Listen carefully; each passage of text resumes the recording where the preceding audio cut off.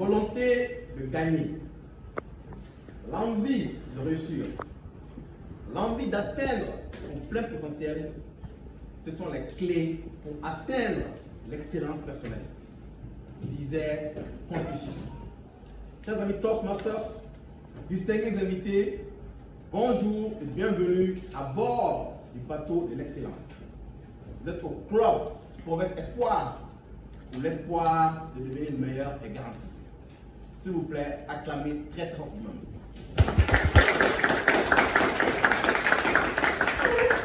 Il est 10 heures que je déclare la session ouverte. Les changements survenus se prononcent entre autres. Le toast sera porté par l'IPP Oumou et le mot du jour aussi sera assuré par, la grammaire sera assurée aussi par notre ami Lamine Diarra. À présent, je vous invite à vous tenir debout pour qu'ensemble, nous chantions avec toute notre énergie l'hymne national du Mali.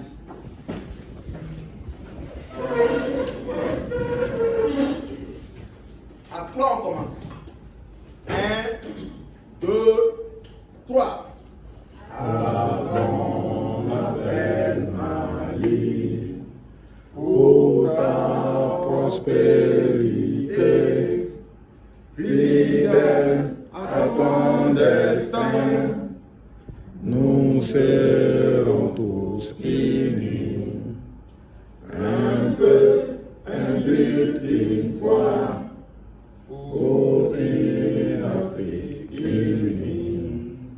Si l'ennemi découvre son front, au-delà ou au-dehors, debout sur les remparts, nous sommes résolus de mourir pour l'Afrique et pour toi, Mali. Notre drapeau sera liberté. Pour l'Afrique et pour toi, Mali. Notre combat sera liberté. Au Mali d'aujourd'hui, au Mali de demain, les gens fleurissent d'espérance. Les cœurs vivraient de confiance. Merci l'enfant. Asseyez-vous. Merci à tous et à toutes pour cette belle ouverture chaleureuse. À présent, je vais appeler à ce lutrin une grande dame. Oui, une grande dame. Elle est la maîtresse des lieux. Détentrice d'un master en finances publiques, elle est chargée de mission au ministère de la Protection et de la Sécurité civile. Mère de plusieurs enfants, ça je le confirme parce qu'elle est la maman nationale. C'est la maman de tous les jeunes du Sprovette Espoir. Ça je le confirme. Pourquoi? Parce qu'elle est là pour nous. Elle nous conseille, elle nous encourage, elle nous booste à donner le meilleur de nous-mêmes afin d'être notre meilleure version. De plus, ce n'est pas tout. Elle est partenaire d'une des plus grandes multinationales de ce monde, Longrich, spécialisée dans la vente des produits de beauté pour être belle, des produits de santé et tant d'autres. Alors s'il vous plaît, mesdames et messieurs, je vous prie d'acclamer avec toute votre énergie pour accueillir la présidente, Madame Touré. Attention, allez.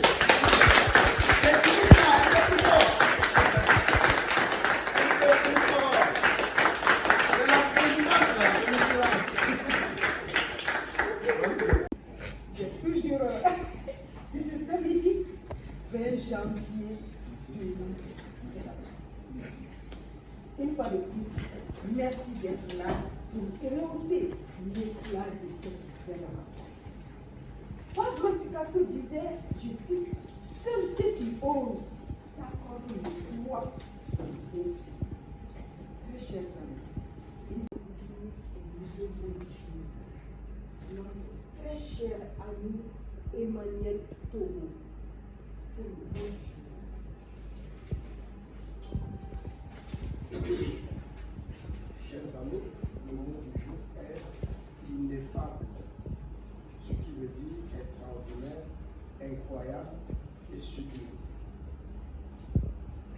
comme pour exemple, madame fête un anniversaire incroyable aujourd'hui.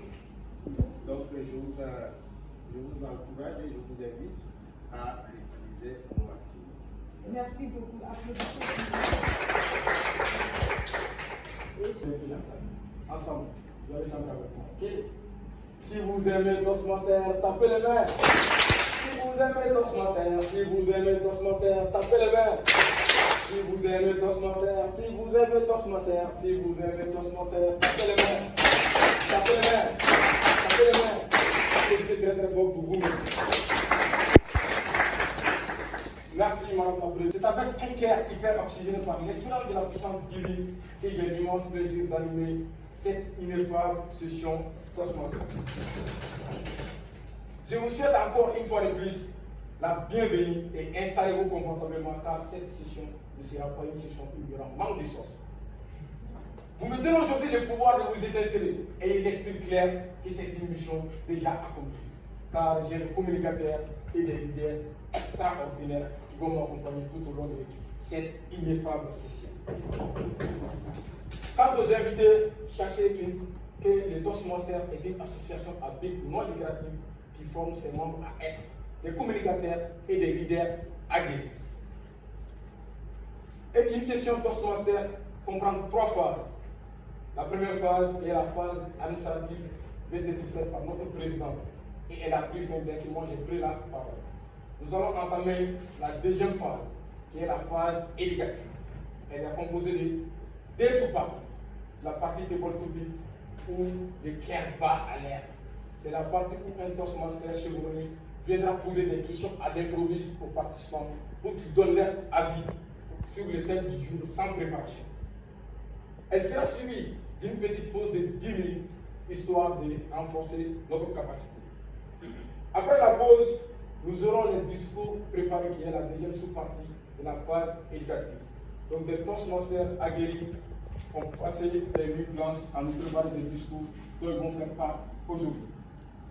Après le discours préparé, nous allons voir une séance d'aération, histoire de détendre un peu la salle avec des blagues à couper le souffle. Et après les blagues, nous allons voir la troisième phase qui est la phase d'évaluation, histoire de voir dans l'ensemble ce qui a marché et ce qui n'a pas marché, y compris pour chaque orateur. Et enfin, nous aurons la veille. Il y aura un Toastmaster qui va juger notre degré de concentration, notre sens d'écoute en nous posant des questions sur le déroulement de la session.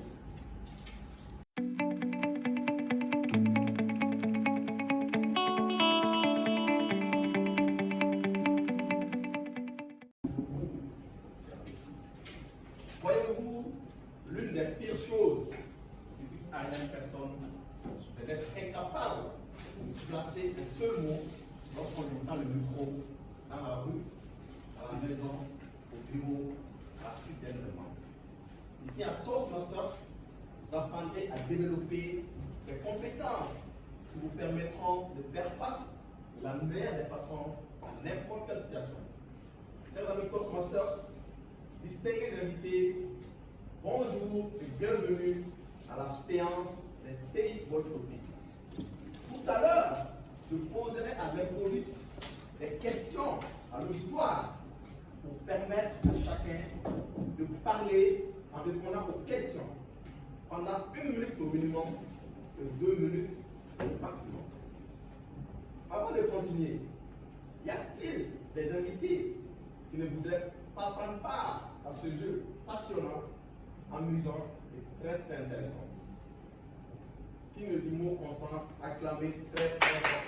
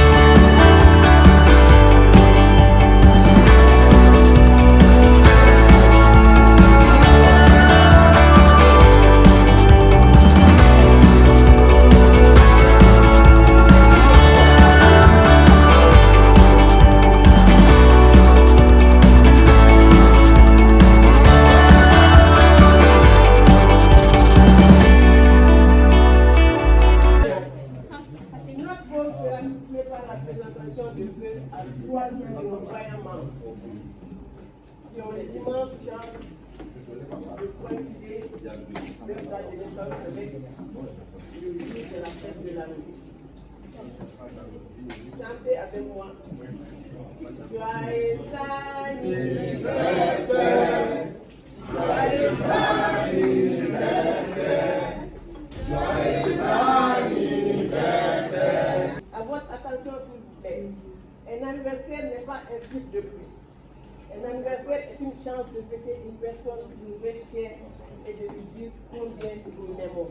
Aujourd'hui, 20 janvier, nous avons l'immense plaisir de souhaiter joyeux anniversaire à notre très cher président. La maman nationale.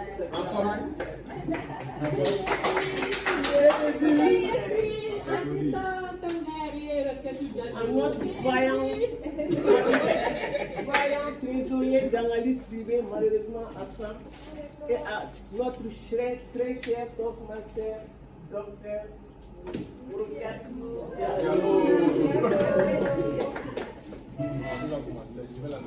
Mes amis, l'âge n'a de l'importance que si les années sont bien vécues. Alors vivez chaque jour comme si c'était le premier jour à vivre. Aujourd'hui est le premier jour du reste de votre vie. Que l'année 2024 soit une année pleine de joie et qu'elle vous apporte beaucoup de santé, de succès, de prospérité et de bonheur. Connaître la femme et aussi connaître la misère et les hommes. Je suis une Sissoko, fille de Mamadou Sissoko et d'Assou Sissoko, née à Walia. J'ai tant de frères et des sœurs, malheureusement, en 2021. En 2011, j'ai perdu 2 petits frères suite à une intoxication alimentaire dont toute la famille a été victime. Cet événement restera jamais gravé dans ma mémoire. J'ai commencé mon école primaire à Bafoulabé et en 2006, je suis partie à Ségou, Simone pour continuer le reste de mes études à Ségou, la cité de Valenza, où j'ai eu mon bière en 2008 à l'école fondamentale Bandou Boire de Ségou. Après le bière, j'ai été orientée à la série littéraire et de là, j'ai voulu faire un transfert pour aller à la série scientifique que mon niveau n'approuverait pas du tout. Mais finalement, face à mon développement, elle est partie faire mes transferts. Face à ce problème, j'avais un défi à lancer et j'avais révélé ce défi avec Marseilla car en 2012, j'ai eu mon baccalauréat à la série sciences exactes au lycée Michel Allaire de Ségou. En 2013, je me suis inscrite à la faculté de pharmacie dans le but d'être une pharmacienne que j'avais tant souhaité. Cela a été un nouveau défi pour moi, car je devais m'aventurer dans une nouvelle vie que je n'avais aucune idée. Vous savez, selon moi, dans notre faculté, on est confronté à 2 problèmes majeurs qui sont l'aide financière et l'aide morale. Pour moi, l'aide financière, il n'y avait pas de faille, car j'ai été accueillie par nos aînés au bras ouverts. Mais du côté financier, il y avait un souci, car à cette époque, mon père avait perdu son travail. Après l'inscription, je me suis retournée à Ségou, plus précisément à Dougaou, pour aller travailler dans la plantation des cannes. J'ai raté le NURIS une fois.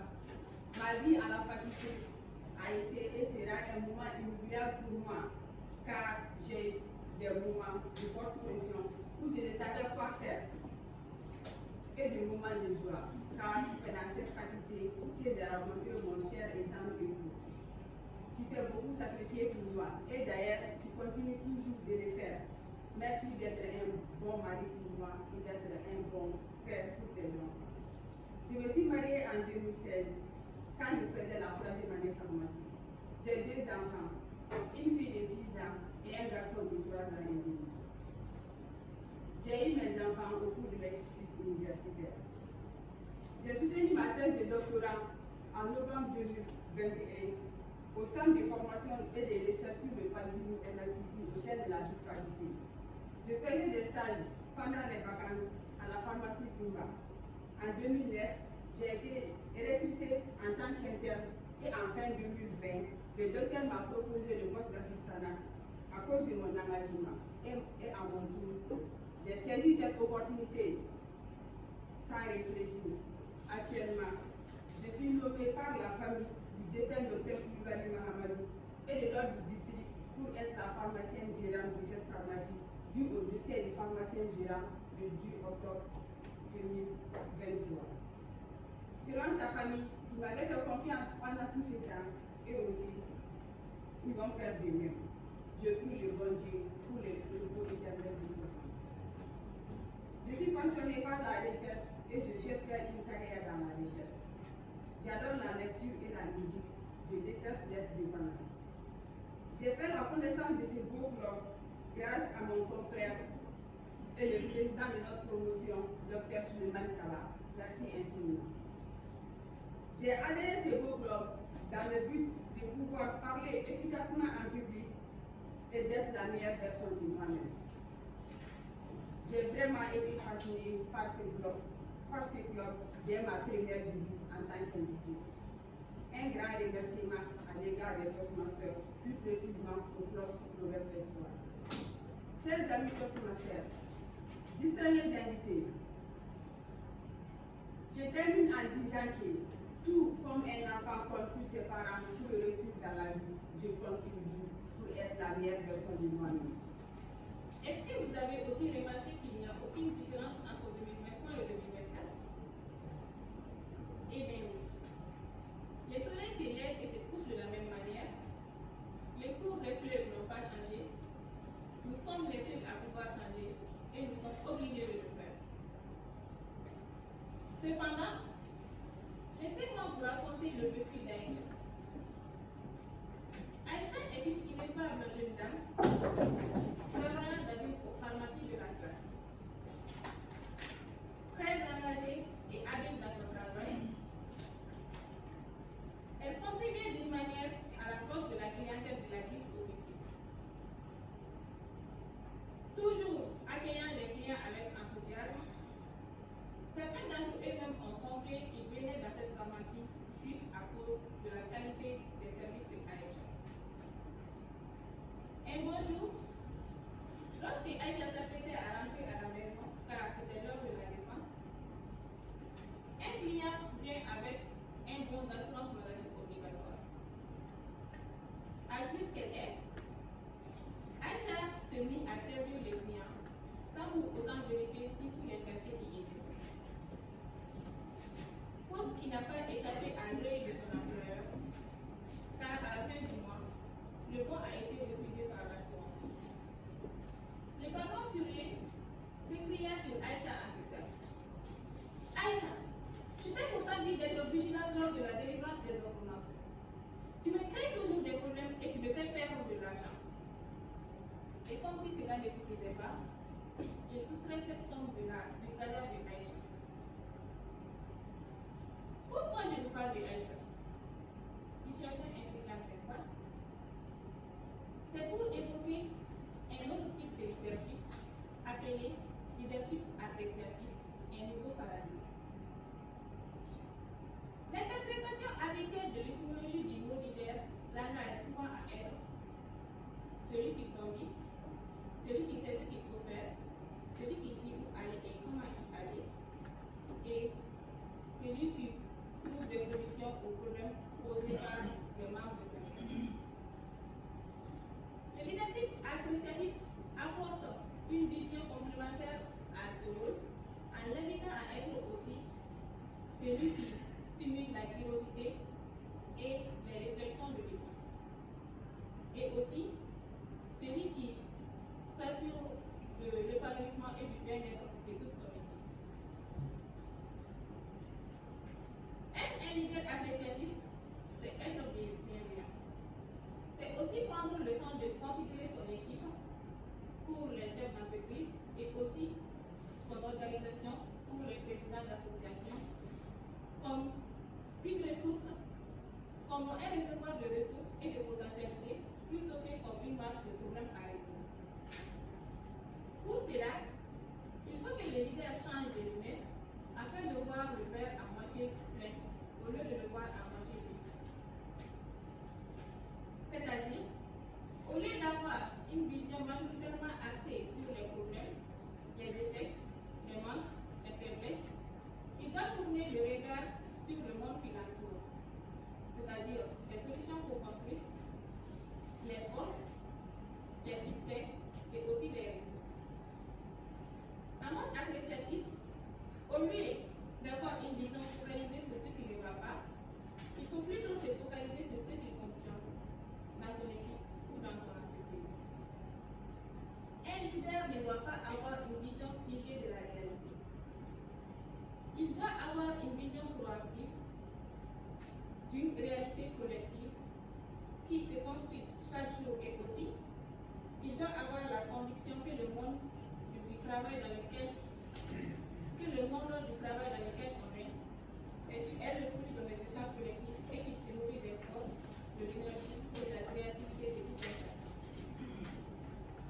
Dans nos croyances et habitudes sur le management de l'entreprise et la gouvernance des entreprises, dans nos relations amoureuses et amicales, nous avons comme coutume d'utiliser la carotte pour récompenser et le bâton pour sanctionner.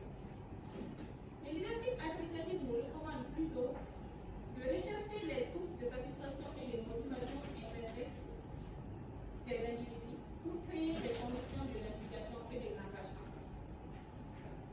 Chers amis Toastmasters, mesdames et messieurs les invités, revenons à l'histoire de notre ineffable Aïcha. Si l'employeur de Aïcha avait été un leader appréciateur, il n'aurait pas infligé à la pauvre dame cette frustration et ce sentiment de culpabilité à travers ses mots. Un penseur anglais disait ceci: les mots créent le monde. Fin de citation. Un orthographe, utiliser un vocabulaire axé sur le beau et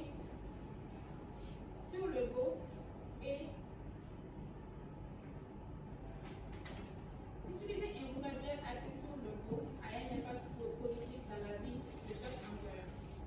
Par exemple, j'aimerais qu'il y ait moins d'erreurs dans le traitement des ordonnances n'a pas le même impact que j'aimerais qu'il y ait encore plus de clients satisfaits par nos services.